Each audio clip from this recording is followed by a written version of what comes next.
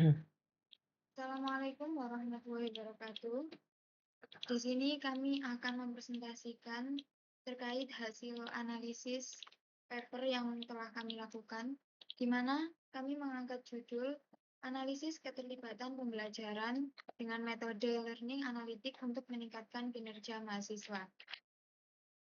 Sebelumnya, perkenalkan kami dari kelompok 6 yang beranggotakan 2 orang, saya sendiri Musayana dan rekan saya Bisma Maulana. Langsung saja tentang masalah yang yaitu data pembelajaran yang sering tidak dimanfaatkan serta diperlukannya analisis dataset, di mana keterlibatan mahasiswa atau student engagement merupakan faktor yang penting dan yang sangat mempengaruhi pembelajaran keberhasilan mahasiswa. Namun pada praktiknya banyak mahasiswa yang kurang aktif dan kehilangan motivasi terutama pada pembelajaran daring, yang mengakibatkan dosen sulit untuk mengetahui siapa mahasiswa yang lebih membutuhkan bantuan lebih cepat. Nah, pada sisi lain, sistem pembelajaran digital seperti LMS menyimpan data yang sangat besar.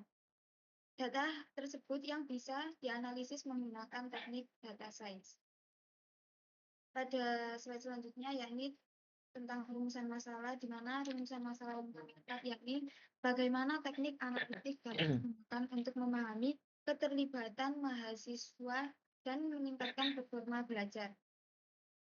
Di mana berdasarkan latar belakang yang telah saya sampaikan, untuk menjawab dari rumusan masalah tersebut, kami melakukan kajian melalui 3 jurnal yang memiliki fokus yang sama, namun dengan pendekatan yang berbeda. Nah, pada slide selanjutnya, jurnal pertama yang kami bahas yakni tentang SLR Learning Analytic yang fokus pada engagement, sosial, kognitif, behavioris, dan emosional. Dan pada jurnal ini temuan belum terdapat riset yang holistik, di mana penulis jurnal ini menguji 42 studi tentang learning analytic yang membahas tentang 5 dimensi keberhasilan mahasiswa. Dan menunjukkan hasil bahwa sebagian besar penelitian ini hanya meneliti 1 atau 2 dimensi saja, seperti perilaku atau kognitif. Dapat disimpulkan pada jurnal ini adalah adanya kebutuhan untuk meneliti lebih lanjut yang bisa menghubungkan kelima dimensi keterlibatan mahasiswa sekaligus agar mendapatkan hasil yang lebih akurat. Pada jurnal yang kedua, yakni tentang prediksi performa ML dan GA, di mana data yang digunakan berasal dari pembelajaran online dan peneliti menerapkan beberapa algoritma seperti decision tree, neural network, dan genetic algorithm, di mana hasilnya menunjukkan bahwa kombinasi beberapa model memberikan prediksi yang lebih tinggi, bahkan meningkat hingga 12%, yang memiliki arti di mana pola aktivitas mahasiswa dapat untuk memprediksi kinerja akademik mereka dan mengidentifikasi mahasiswa yang beresiko gagal di awal.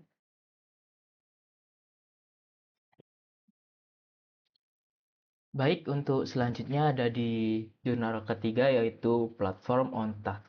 Nah, di jurnal ketiga ini berbeda karena menggunakan pendekatan design and development research, di mana penulis merancang dan mengembangkan platform open source bernama OnTask. Platform ini membantu dosen mengirimkan umpan balik yang bersifat personal dan otomatis berdasarkan data mahasiswa. Misalnya, jika sistem mendeteksi bahwa seorang mahasiswa jarang membuka materi atau nilainya rendah, maka OnTask dapat secara otomatis mengirimkan pesan motivasi atau saran belajar tambahan. Jadi, keunggulan jurnal ini adalah bagaimana data analitik diterjemahkan menjadi aksi nyata untuk membantu mahasiswa meningkatkan performa mereka. Jadi, platform OnTask ini bisa diaplikasikan untuk membuat motivasi belajar para mahasiswa itu menjadi lebih naik gitu, agar tidak terlalu monoton dan mahasiswa diberi tanggung jawab untuk menyelesaikan tugas seperti itu. Terus lanjut ke slide berikutnya yaitu perbandingan 3 metode. Nah, jadi untuk perbandingan dari 3 jurnal ini dapat disimpulkan bahwa penerapan learning analytic dan data science dalam pendidikan sangat efektif untuk memahami dan meningkatkan keterlibatan mahasiswa. Namun, analisis saja tidak cukup, diperlukan langkah lanjut seperti prediksi performa dan intervensi berbasis data agar manfaatnya bisa dirasakan langsung oleh mahasiswa. Jadi, arah penelitian ke depan sebaiknya menggabungkan ketiga pendekatan ini menjadi satu sistem terpadu, mulai dari analisis keterlibatan, prediksi mahasiswa beresiko, hingga pemberian umpan balik otomatis yang bersifat personal. Dengan begitu, proses pembelajaran menjadi lebih adaptif, aktif, dan berfokus pada kebutuhan mahasiswa. Nah, sekarang akan saya masuk ke perbandingan yang pertama, yaitu perbandingan dari jenis. Nah, jurnal pertama menggunakan pendekatan sistematik literatur review atau SLR. Pendekatan ini bersifat konseptual dan teoritis.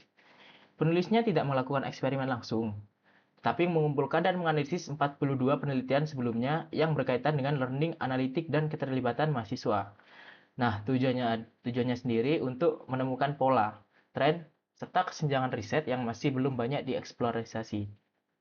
Jadi, bisa dikatakan jurnal ini memberikan fondasi teoritis yang kuat untuk penelitian-penelitian berikutnya. Sementara itu, jurnal kedua menggunakan pendekatan eksperimental berbasis machine learning dan genetic algorithm. Artinya, pendekatan ini berbasis data empiris yang diambil dari aktivitas mahasiswa dalam sistem pembelajaran daring. Pendekatan seperti ini bersifat kuantitatif dan sangat teknis karena menggunakan algoritma presisi. Sedangkan jurnal ketiga menggunakan pendekatan design and development research. Pendekatan ini menggabungkan teori dan praktik dengan cara mengembangkan platform yang benar-benar bisa digunakan, yaitu ONTAK tadi.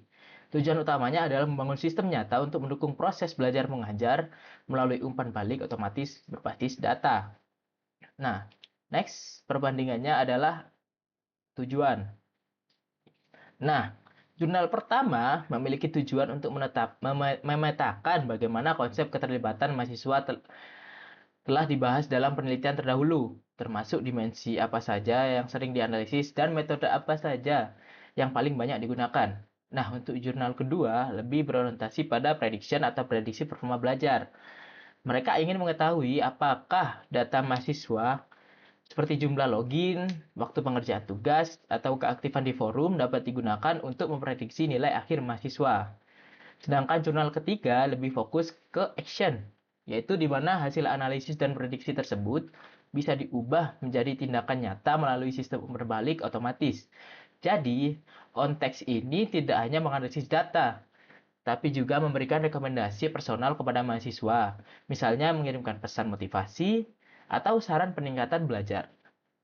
Nah, next, yang ketiga itu adalah aspek teknik. Dalam jurnal pertama, teknik yang digunakan bersifat kualitatif, lebih banyak mengklasifikasikan dan membandingkan hasil-hasil penelitian yang sudah ada. Mereka menggunakan visual mapping untuk menampilkan area penelitian engagement yang paling banyak dan paling sedikit dibahas. Di jurnal kedua, teknik analisis yang digunakan jauh lebih teknis. Mereka menerapkan algoritma decision tree, K-nearest neighbor, serta neural network dan ensemble learning untuk memprediksi performa mahasiswa. Kemudian, mereka menggunakan genetic algorithm untuk mengoptimisasi parameter agar hasil prediksi lebih akurat. Jadi, tidak hanya menggunakan satu teknik analisis, tapi menggunakan banyak sekali teknik analisis, berbeda dengan jurnal yang pertama. Untuk jurnal yang ketiga, teknik analisisnya berbasis rule-based system. Jadi, data mahasiswa tadi diolah untuk membuat if-then, seperti jika mahasiswa tidak membuka materi lebih dari 3 hari, maka kirim pesan pengingat. Dengan cara ini, analisis data langsung diubah menjadi keputusan yang dapat dieksekusi oleh sistem. Nah, selanjutnya adalah output atau keluaran. Hasil dari jurnal pertama adalah temuan konseptual berupa peta riset keterlibatan mahasiswa di bidang learning analytics. Mereka menemukan bahwa sebagian besar penelitian masih fokus pada keterlibatan perilaku, sedangkan aspek sosial dan emosional masih jarang dieksplorasi. Jurnal kedua menghasilkan model prediksi dengan tingkat akurasi yang cukup tinggi, yaitu mampu memprediksi mahasiswa yang berisiko gagal lebih awal berdasarkan pola aktivitasnya di sistem pembelajaran. Dengan begitu, dosen dapat melakukan intervensi sebelum mahasiswa benar-benar mengalami kesulitan. Nah, sedangkan jurnal yang ketiga menghasilkan sebuah sistem nyata, yaitu platform on test, yang bisa digunakan oleh dosen untuk mengirim umpan balik personal. Sistem ini tidak hanya mempermudah dosen, tapi juga membantu mahasiswa merasa lebih diperhatikan agar meningkatkan motivasi dan performa mereka. Nah, yang terakhir itu fokus akhirnya yaitu analisis konsep. Maaf, maksudnya kelebihan jurnal pertama adalah cakupan analisisnya yang luas dan mendalam, sehingga memberikan dasar teori yang kuat bagi penelitian berikutnya. Namun, karena tidak melakukan uji empiris, hasilnya bersifat konseptual saja dan belum menunjukkan dampak langsung pada performa mahasiswa. Kelebihan jurnal kedua sendiri adalah ketepatan model prediksinya dan kemampuan mendeteksi mahasiswa beresiko lebih awal. Namun, jurnal ini tidak memberikan solusi setelah prediksi dilakukan. Artinya, outputnya masih berupa data dan belum berupa konklusi dari data tersebut gitu. Nah, untuk yang jurnal ketiga, ini melengkapi dua jurnal sebelumnya. On-text ini tidak hanya menganalisis atau prediksi, tapi juga memberikan solusi langsung dalam bentuk umpan balik. Tapi kekurangannya pada ketergantungan data. Jadi sistem ini membutuhkan data yang lengkap dan partisipasi aktif dari dosen agar benar-benar efektif. Jadi semakin banyak data eh, dari pendidik itu akan memudahkan dari on-task ini. Nah, maka dari itu kesimpulan dari perbandingan ini adalah bahwa analisis keterlibatan pembelajaran berbasis learning analitik ini tidak bisa berdiri sendiri. Dibutuhkan kombinasi antara teori yang kuat, analisis prediktif yang akurat, serta sistem interferensi yang aplikatif agar benar-benar mampu meningkatkan performa mahasiswa secara menyeluruh. Jadi, arah penelitian di masa depan sebaiknya menggabungkan ketiga pendekatan ini menjadi satu sistem terpadu yang bisa menganalisis, memprediksi, sekaligus memberi umpan balik secara real time kepada mahasiswa. Dengan begitu, pembelajaran di perguruan tinggi tidak hanya menjadi lebih cerdas, tapi juga manusiawi dan responsif terhadap kebutuhan belajar setiap individu. Mungkin itu saja yang dapat kelompok kami presentasikan. Apabila ada kesalahan kata, kami mohon maaf. Assalamualaikum warahmatullahi wabarakatuh.